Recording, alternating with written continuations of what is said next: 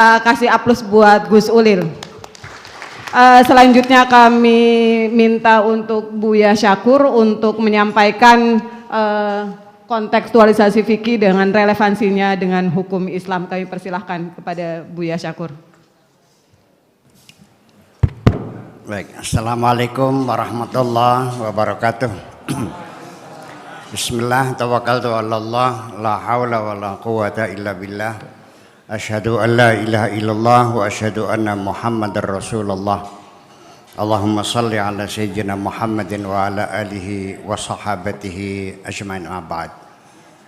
Yang saya hormati Gus Ulil dan yang saya hormati Buya Husein, hadirin hadirat rahimakumullah. Saya berharap halaqah ini, halaqah apa namanya? Peradaban, kontekstualisasi fikih, saya harapkan mudah-mudahan bisa menjadi kenyataan. Mudah-mudahan bisa tercapai. Tidak mimpi di siang bolong, the daydream, mimpi siang, al-hulm fil yaqdzah. Karena persoalannya saya sendiri sudah melangkah, sekalipun tidak mengistilahkan halaqah peradaban dan kontekstualisasi, tapi keluhan saya kepada seorang menteri agama namanya Bapak Munawir Sadzali. Saya bersahabat dan akrab dengan beliau karena seringkali saya diundang untuk makan di rumahnya, menemani beliau ketika ada tamu dari luar. Rumahnya di komplek kementerian di depan Hotel Chandra itu, Hotel Chandra di situ. Nah, ya, jadi setiap malam saya sering dengan beliau. Saya manfaatkan kesempatan untuk kontekstualisasi fikih ini. Saya bilang, Pak Menteri, ketika Al-Quran mengatakan lidzakari mithlu hadzil unthayain, laki-laki dapat sapikulan, perempuan segendongan, laki-laki 2 perempuan 1. Saya katakan memang adil di Arab, tapi di Indonesia sangat tidak adil. Karena di sana perempuan terima beres, tinggal makan. Di sini perempuan bekerja ke sawah. Ibu saya juga petani, ke sawah kok. Ya.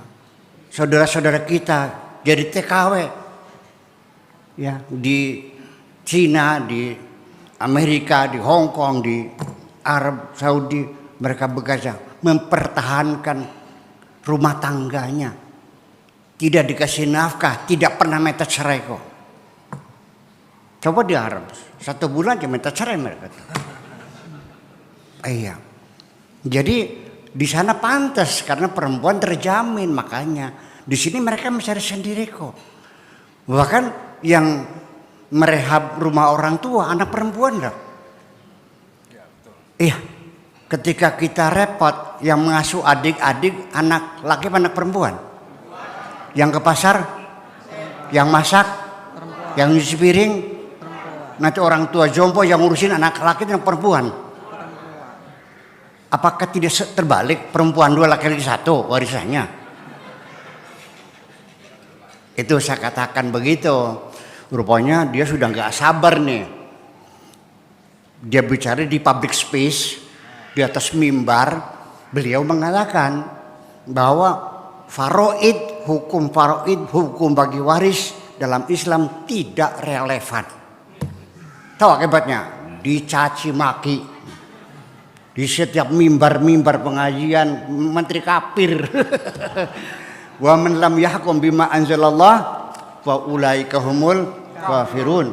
Wa man lam yahkum bima anzalallah fa ulaika humudz zalimun. Wa man lam yahkum bima anzalallah fa ulaika humul fasiqun. Ya fasik, ya kafir.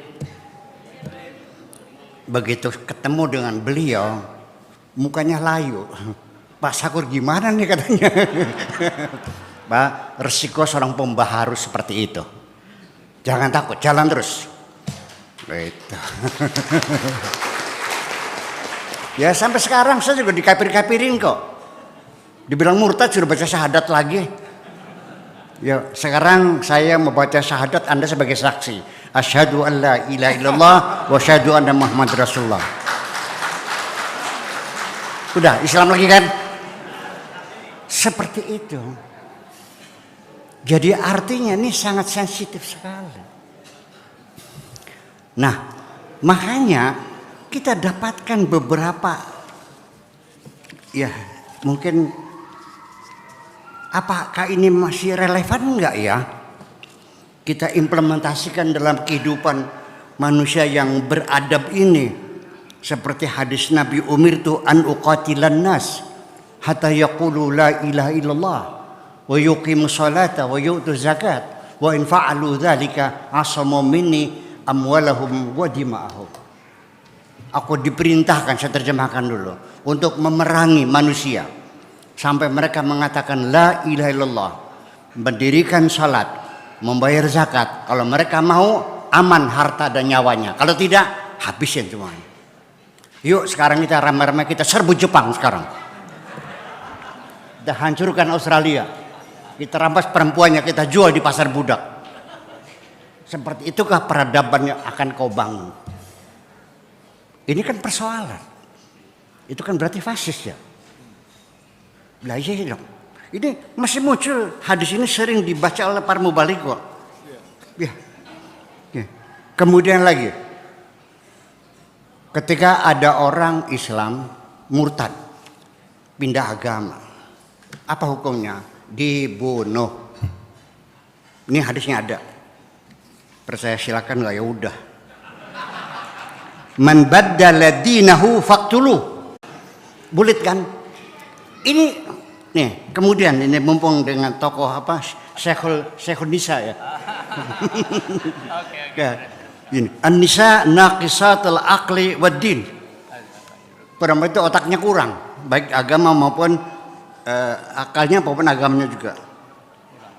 Ketika saya mendukung pencalonan Ibu Ana Sopana sebagai Bupati Indramayu, ini para kiai di Indramayu tidak setuju karena haram hukumnya perempuan jadi pemimpin. Ya, qala ta'ala ar-rijalu qawwamuna 'alan nisa. Presidennya Megawati perempuan boleh, tapi kalau bupati haram. Tentang perempuan adalah aurat, selesai, udah. Nggak boleh keluar, nggak boleh kerja, nggak boleh apa-apa. Selesai. Boleh dilihat fikihnya, ada fikihnya. Nggak usah dibahas, nanti kelamaan bacanya. Hanya orang yang sudah memastikan akan melamarnya dan sudah kasih DP, itu baru boleh melihat perempuan, terbatas hanya muka dan telapak tangan. Ini fikih. Bayangkan, tidak boleh dilihat oleh siapapun. Ketika saya mengatakan dengan satu hipotesa baru, aurat itu tidak ada. Gara-gara saya sampai di embargo, ada 6 tahun nggak boleh ceramah nih. Ya, di Tasmaya, Jambe, Jengkok, Larang itu ada 6 desa lah. Pokoknya tidak boleh ngaji di sini karena kiai fasik. Saya katakan begini, bayi lahir harus pakai jilbab enggak? Ada auratnya enggak? 1 tahun ada auratnya enggak? 2 tahun ada auratnya enggak? 3 tahun ada auratnya enggak? 5 tahun ada auratnya enggak?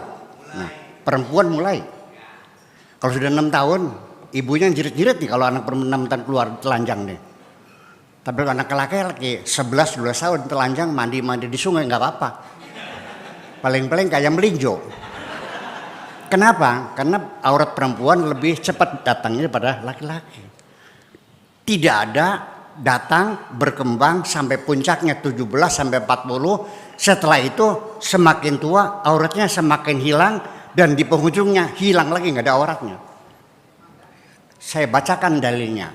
Wal qawaidu minan nisa allati la yarjuna nikaha la junaha alaihinna an yada'na thiyabahunna. Perempuan-perempuan jompo yang sudah tidak ada gairah untuk menikah lagi, maka la junah alaina, tidak berdosa bagi mereka ayadana thiyabahunna, lepas baju. Siapa yang mau bersahwat melihat nenek-nenek? Paling orang gila. Apa yang terisinya? Menurut Buya Sakur, perempuan boleh telanjang. Itu yang terjadi. Ya ini jadi persoalan.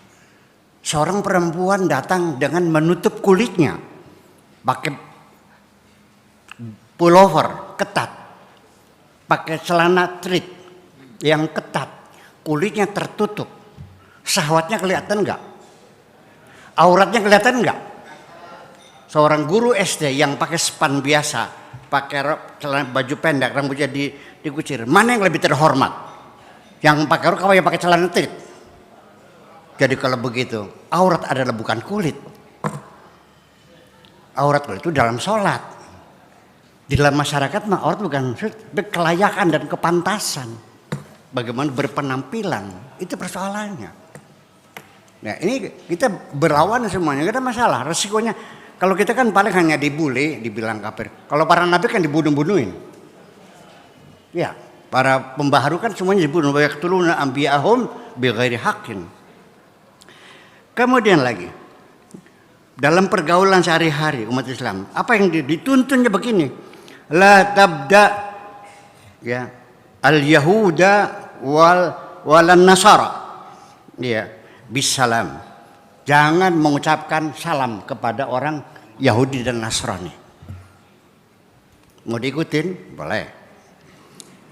Adanya lagi, wa idza laqitum ahadahum, kalau kamu ketemu dengan salah seorang di antara mereka, Yahudi dan Nasrani, fi tariqikum, di tengah jalan, ya, fadarruhum ila adyahi, dipepetin. Kalau ada orang Nasrani jalan, ketemu, nggak boleh salam, malah jalannya sempit, dipepetin kalian, suruh ngejegot, suruh terjengkang. Ini hadis Nabi loh. Ini hadis Nabi loh. Qala Rasulullah. Nah, lebih dari itu, saya ingin saya katakan bahwa Islam ini ketika masuk ke Mesir, ke Irak, ke Syam, ke Persia, itu bukan hanya pengaruh tentang pemikiran-pemikiran hukum dan sebagainya, tapi juga melakukan hegemoni peradaban. Hegemoni peradaban. Saya merasakan orang Indonesia yang beragama Islam ketika bicara sejarah, dia kalau cerita Khalid bin Walid dengan bangganya, Sayyidina Umar dengan semangatnya, kepahlawannya, seolah-olah itu milikku. Tapi ketika cerita Sudirman, tidak punya semangat kok, tidak merasa memilikinya. Bung Tomo nggak ada baunya. Jadi lebih merasa memiliki pahlawan-pahlawan di seberang lautan sana dari pahlawan di depan matanya yang memperjuangkan kemerdekaan kita ini. Ini adalah hegemoni budaya. Saya buktikan dengan salah satu bukti. Ini saya dapatkan di Musnadnya, belum saya lihat, tapi saya dapatkan dari kitab Fi Dhilalil Quran di Said Qutb, ya. Ini Safhat 780. Bunyinya begini. Warawa al-Imam Ahmad haddatsana Husain min Muhammad haddatsana Abu Bakar bin Ubadah bin Abbas an Hamid al-Kindi an Ubadah ibnu Nasi an ibni Raihan anna Nabiy sallallahu alaihi wasallam qala man intasaba ila tis'ati aba'i kufar yuridu bihim izzan wa fakhran fahuwa ashiruhum finnar. Saya terjemahkan artinya, apabila engkau merasa berbangga dengan nenek-nenek moyangmu, 9 turunan bin merasa bangga, ya, kita bangga punya apa? Pajajaran, punya Majapahit, bangga dengan Candi Borobudur, bangga dengan siapa lagi? Ya, tokoh-tokoh nasional kita yang non muslim, Patimura barangkali. ya, atau siapa lagi, Gajah Mada, maka nanti kamu masuk nerakanya bersama Gajah Mada. Jadi kita tidak boleh berbangga dengan nenek moyang kita, harus mereka saja. Ini adalah hegemoni peradaban. Nah, ini perlu diwaspadai. Terima kasih. Wassalamualaikum warahmatullahi wabarakatuh. Waalaikumsalam warahmatullahi wabarakatuh. Terima kasih Buya Syakur tadi sudah menjelaskan tentang pengalaman beliau. Beliau ini seorang ulama yang luar biasa, seorang tokoh yang ilmunya luar biasa, tetapi saat beliau juga menyampaikan pandangan-pandangan baru, perspektif baru dalam menjawab persoalan yang memang itu real realitasnya seperti tadi ya, bahwa kalau dulu itu kan pembagiannya 2:1 gitu, kalau perempuan dapat setengahnya sedangkan laki-laki 2, dan ternyata itu juga masih Buya sering mendapatkan bully, bahkan dianggap sebagai orang kafir gitu karena menyuarakan hal seperti itu. Makanya ini penting sekali kenapa Halaqah Fikih pada